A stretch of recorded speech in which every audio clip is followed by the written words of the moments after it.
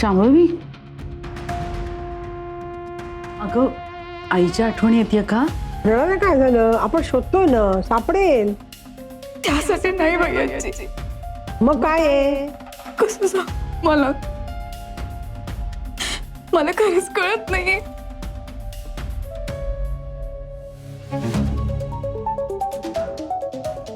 मी या घरात चून म्हणून आले ना, तेव्हा हे घर कसं भरलेलं असायचं.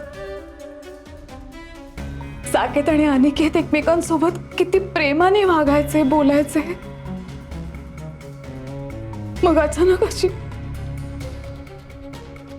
अशी परिस्थिती निर्माण झाली की हेच दोन भाऊ जे एकमेकांसाठी जीव द्यायला तयार असायचे, त्यांना एकमेकांचे तोंडही बघायचे नाहीये. हे सगळं विचित्र होऊन बसलंय. हे सगळं आता एका वेगळ्याच वळणावर येऊन थांबलंय. काल ऑफिसमध्ये खूप मोठा गोंधळ झाला आणि दोन भाऊ एकमेकांशी भांडले.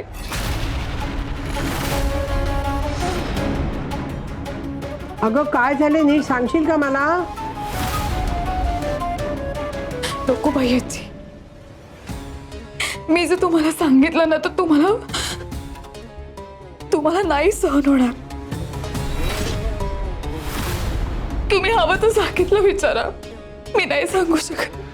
अगं काही होणार नाही मला, काय लहान मूल नाहीये मी. खंबीर आहे मी. सांग बघू काय झालंय.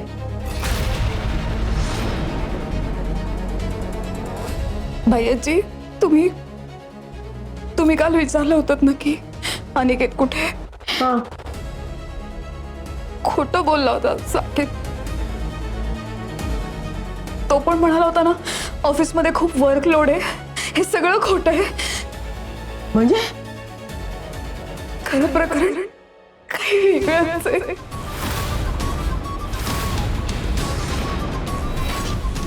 भैयाजी, ऑफिसच्या तिजोरीतून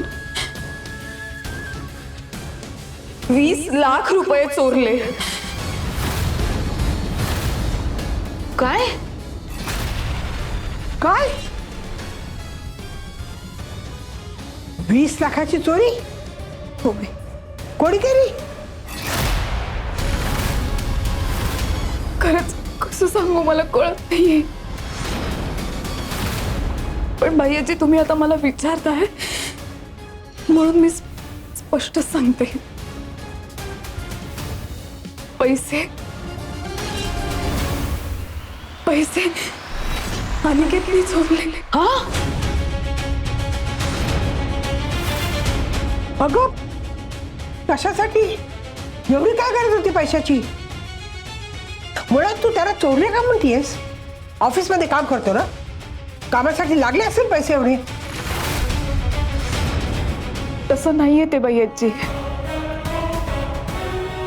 मी स्वतः त्याला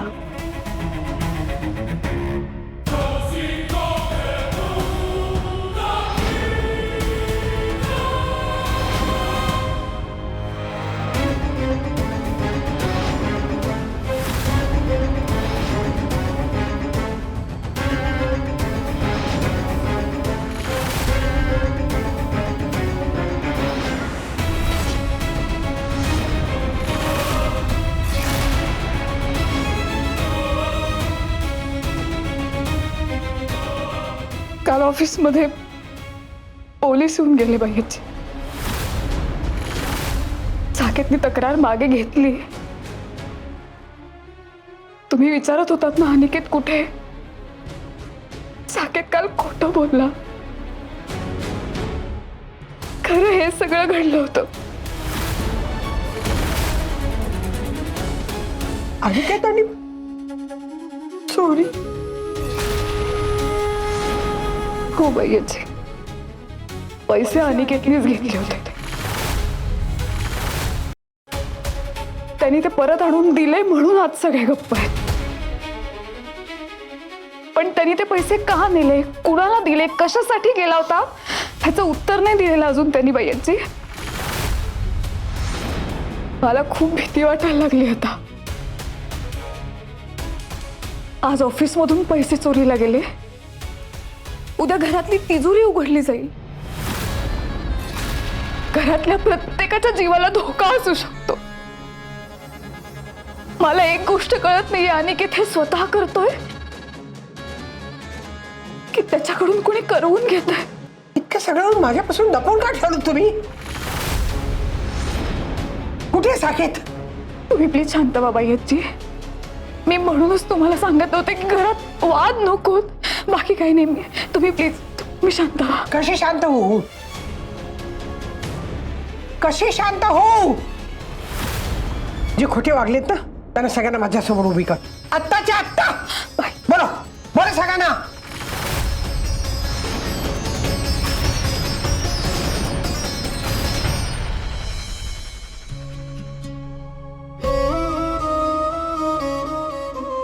फिरंग्याने कार विकली. ऑफिस मधून घेतलेले पैसे परत करायला कार विकली. खरं तर त्याचं काही वाटत नाहीये, पण दादाने सगळ्यांसमोर जे बोलून अपमान केला तो अजूनही सहन होत नाहीये.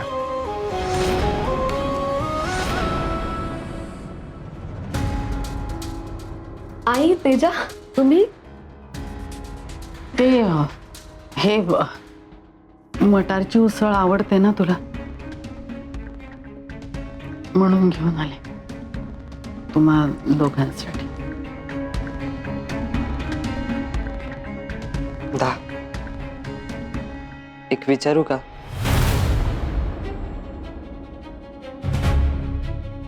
मला माहिती आहे तुला काय विचारायचंय. मी खरंच ऑफिस मधनं पैसे चोरले का? तेच ना.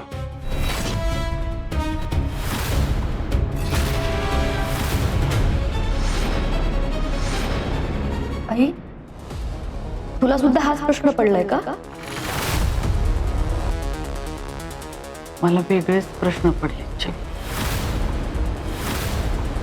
म्हणजे ऑफिसमधून पैसे घेणं समजू शकते मी, पण ते पैसे का घेतले, पुढे त्याचं काय झालं, कोणाला दिले, आणि एवढे 20 लाखांनी इतक्या मोठ्या रकमेची तुम्हाला काय गरज पडली? या प्रश्नांची उत्तरं विचार करूनही मिळत नाही. काय समजायचं मी? कोणालाही असंच वाटेल की काय वाटेल की आम्ही दोघांनी चोरी केलीये? आई तुझ्याकडून ही अपेक्षा नव्हती ग. इतरांचं ठीक आहे, पण तू तरी आमच्यावर विश्वास ठेवायला हवा होतास. बाई म्हणतील ती पूर्व दिशा आहे छवी माझ्यासाठी. आजवर त्या म्हणतील त्यावर विश्वास ठेवलाय मी, आणि तुम्ही सुद्धा संशय घेण्यासारखंच वागलात की. मग मी तरी काय बोलणार? मान्य आहे तुझा विश्वास नसेल, पण म्हणून आम्ही चोरी केली असं होत नाही ना. छवी शांत हो. मग माईला तसं म्हणायचं नव्हतं. एक मिनिट, तू नको मला सांगूस तिला काय म्हणायचं होतं. अजूनही संशय तिचा आपल्यावर. विश्वास नाहीये ना, मग कशाला आलीस इथे? जा ना इथून, जा. तू थांब, काही बोलू नकोस. तिला जायला सांग इथून. चोरांच्या घरी कशाला आलीये? अरे तू जा ना. ठीक आहे, आम्ही जातो. माई परत नाही इथे येणार. माई ऐक ना प्लीज, थांब ना. हे बघ छवी रागवली आहे ना म्हणून असं सगळं बोलते. तू प्लीज तिचं बोलणं असं मनावर नको लावून घेऊस. नाही अनिकेत, जाऊ दे मला. माणूस जेव्हा रागावलेला असतो ना तेव्हा तो अगदी मनातलं बोलून जातो. खरं खरं. आता बाईंच्या विश्वासावरच माझं जगणं आहे. हे कसं बदलू मी? त्यांचा शब्द प्रमाण आहे माझ्यासाठी. मी इथून गेलेलंच बरं. त्या घरचा उंबरठा ओलांडायचा अधिकार नाहीये मला.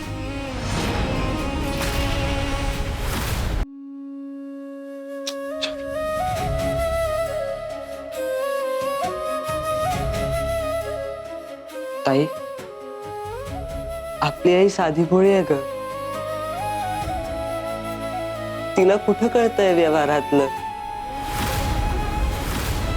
घरी जे सगळे बोलतायत तेच तिने ऐकलंय आणि काळजीने फक्त तुला विचारायला आली होती तिकडे. कारण घरी सगळेच तुमच्याबद्दल वाईटच बोलतायत.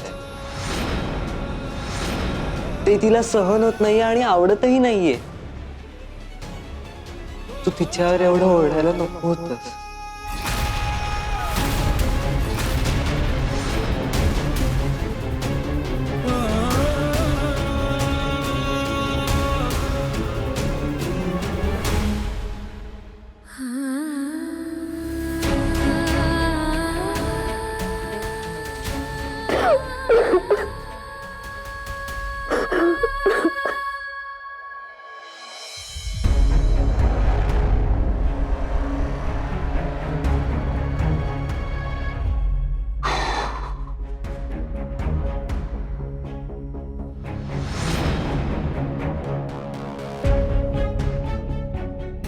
साकेत, हा बाईजी.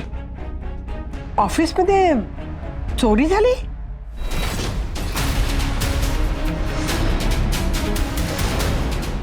बघत काय बसलायस? काय विचारते मी? ऑफिसमध्ये 20 लाखाची चोरी झाली आणि तुला सांगावं असं वाटलं नाही हे? तुमच्या आयुष्यामध्ये माझं काही महत्व राहिलं नाही का? मग मी रिटायर होते. तू जरा शांत हो ना. मी सांगतो तुला. कशी शांत होऊ? माझ्या अपरोक्ष ऑफिसमध्ये काय काय घडतंय ते तू मला सांगत नाहीस, लपून ठेवतोस. नाही बाई आजी. एक अक्षर बोल नकोस.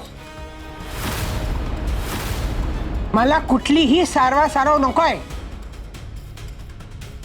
काल मी विचारलं अनिकेत उशिरा का आलास तर काय उत्तर दिलास? ऑफिसमध्ये काम होतं? अरे कशाला खोट्यावर खोटं बोलतोयस?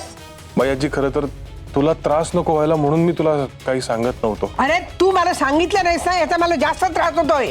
कळतंय का तुला?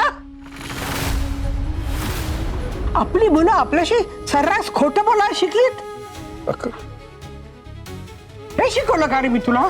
सांग ना, का खोटं वागला साकेत?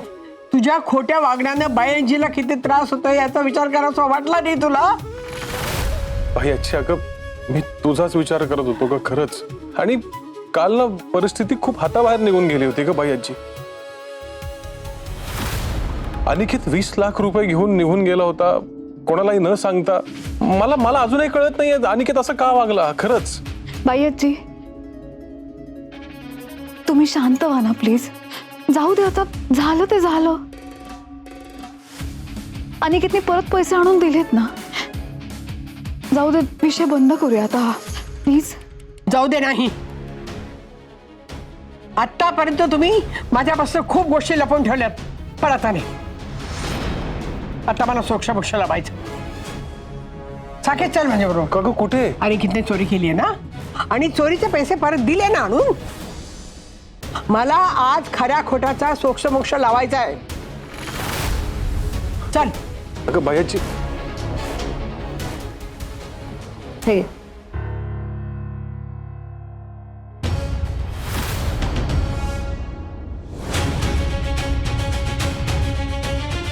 खोटं बोललास माझ्याशी?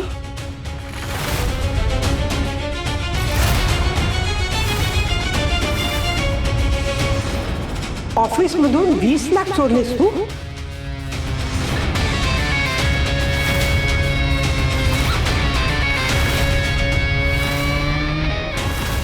कोडग्यासारखा उभा राहू नकोस. उत्तर हवंय मला. कंपनीतून पैसे का चोरलेस तू?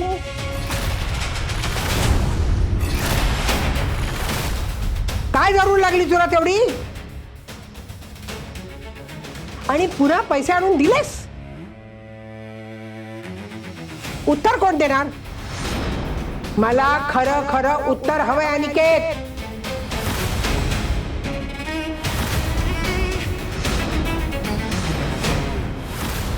भैयाजी मी ते पैसे राजनाथला द्यायसाठी घेतले होते. काय ते सगळे पैसे तू राजनाथला दिलेस? कशाला? सांगतो.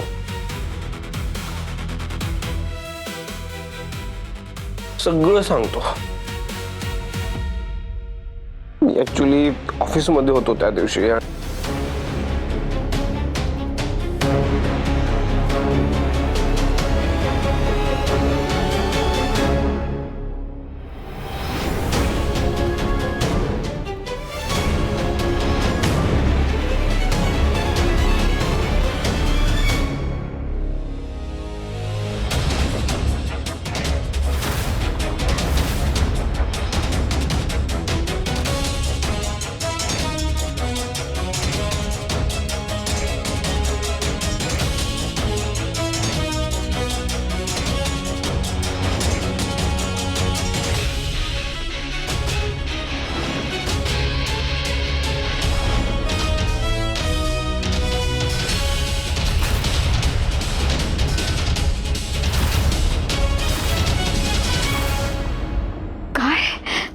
म्हणजे राजनाथ पैसे घेऊन पसार झाला? हो, राजनाथ बोलला होता की 20 लाख रुपये आणून द्या. पैसे दिल्यानंतर तो शकुंतला मावशींना सोडणार होता. जर फिरंग्या तिथे एकटा गेला नसता तर शकुंतला मावशीच्या जीवाला धोका होता.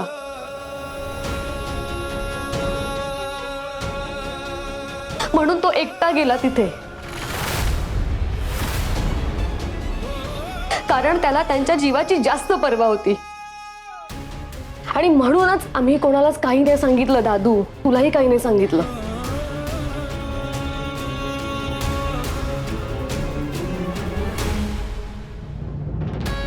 आई, म्हणजे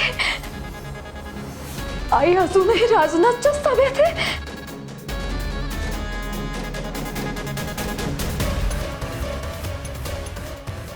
अनिकेत, तू का खेळलास माझ्या आईच्या जीवाशी? तिला काही झालं असतं म्हणजे? बरं, राजनाथला पैसे देऊनही आई अजूनही त्याच्याच ताब्यात आहे ना?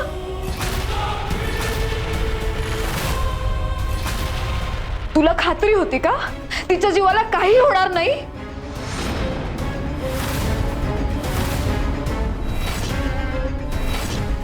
जर काही झालं तर मी काय करू?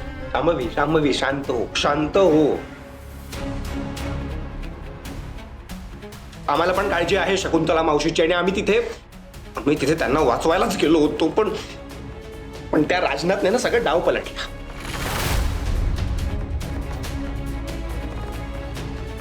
त्याच्या गुंडांनी मला मारलं. आम्ही जे पैसे घेऊन गेलो होतो ते पैसे पण राजनाथ पळून गेला. काय करू?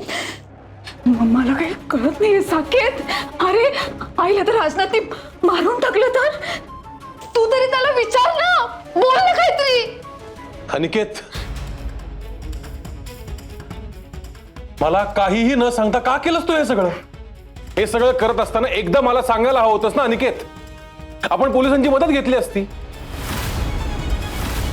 अरे, तुझ्या जीवावर बेतलंय आज. एवढं सगळं करत असताना शांभवीची आई कशी आहे, कुठे आहे, माहितीये का आपल्याला?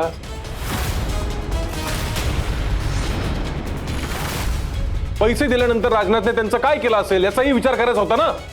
पण नाही, तुला आणि छेवीला प्रत्येक वेळेस हेच वाटतं की तुम्ही जे काही करताय ते योग्यच आहे.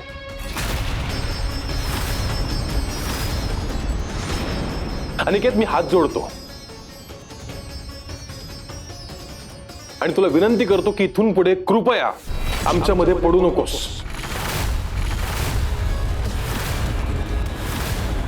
आमचे प्रॉब्लेम्स आहेत ना, आम्ही सोडवू ते, कळलं? प्रत्येक वेळेस मदत करतोय म्हणायचं आणि प्रॉब्लेम्स वाढवून ठेवायचे. साकेता प्लीज प्लीज प्लीज असं नको बोलू. कारण मला शकुंतला मावशींना सुखरूप घरी आणायचं होतं, बस एवढाच हेतू होता माझा. पण काहीतरी विचित्रच घडलं. काय करू?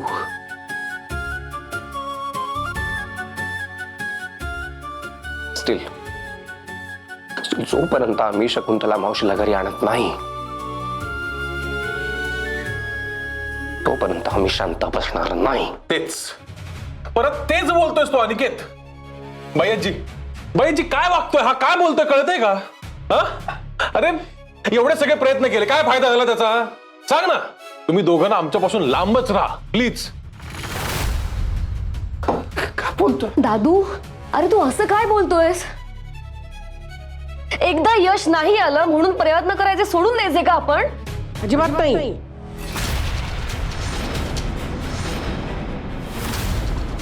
अजिबात नाही. जेव्हा एखाद्याच्या जीवावर बेततं ना तेव्हा अजिबात नाही.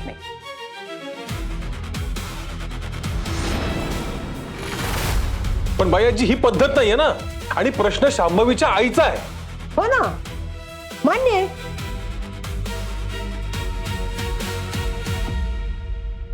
पण म्हणून अनिकेतने जे केलं ते चुकीचं आहे असं नाही ठरत ना. अरे जगात माणसं वेगवेगळी असतात, स्वभाव वेगळे असतात, वागायची पद्धत वेगळी असते.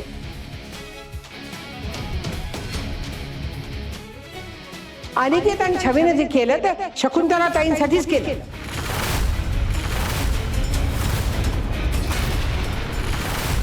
पण भैयाजी आपले पैसेही गेलेत आणि शकुंतलाही कशा आहेत हे पण आपल्याला अजून माहित नाहीये. कळेल. अरे आपण सगळे प्रयत्न करू ना, पण म्हणून अनिकेत आणि छवी दरवेळी जे करतात ते चुकीचंच असतं.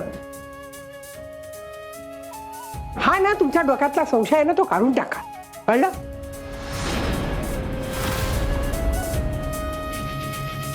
आणि हे मी त्या दोघांच्या बाजूने बोलत नाही बरं का.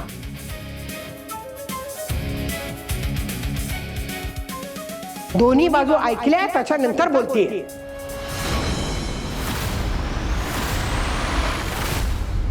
आणि शांभवी तू पण ना जरा संशय घेणं बंद कर. पण बाई, नाही शांभवी, आता अनिकेत बद्दल ना एकही चुकीचा शब्द मी ऐकून घेणार नाही.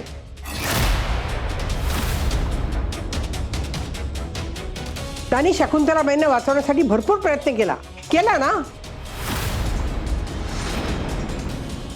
एकदा चूक झाली म्हणून दरवेळी माणूस चुकीचा नाही ठरत ना.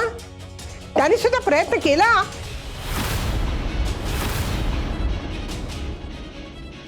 त्यानं स्वतःचा जीव धोक्यात घालून हे पाऊल उचललेले आहे.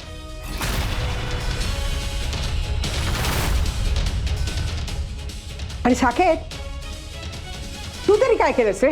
हा, जेव्हा आपण दुसऱ्यांकडून आदर्श गोष्टींची अपेक्षा ठेवतो ना तेव्हा आपण पण संयमाने वागायचं असतं.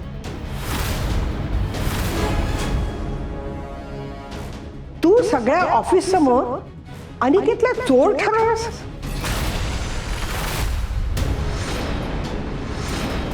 हा, हेच तू त्याला ओळखलंस का? ही तुझी पारख? बस आता यापुढे ना एकमेकांची उणीधुणी काढणं बंद करा.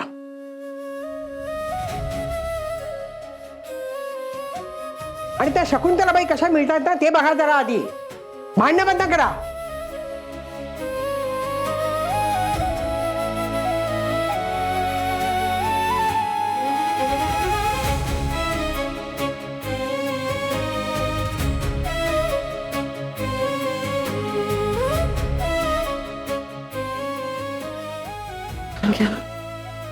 दिवस बस. अनिकेत सॉरी.